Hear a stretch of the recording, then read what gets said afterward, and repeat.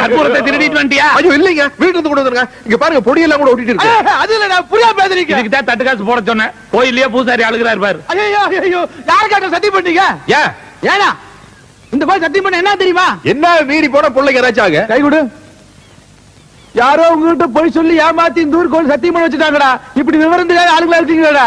இந்த ஊர் சாமியார் செஞ்ச சத்தியத்தை காப்பாத்தலீனா ரத்த ரத்தமா வாந்தி எடுத்து கை கால் விளக்காம செத்து போயிடுறா. டேய்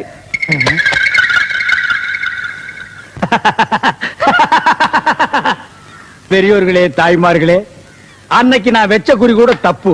அப்படி நடந்திருந்தா இவன் அடிபட்டு தான் செத்துருப்பான்.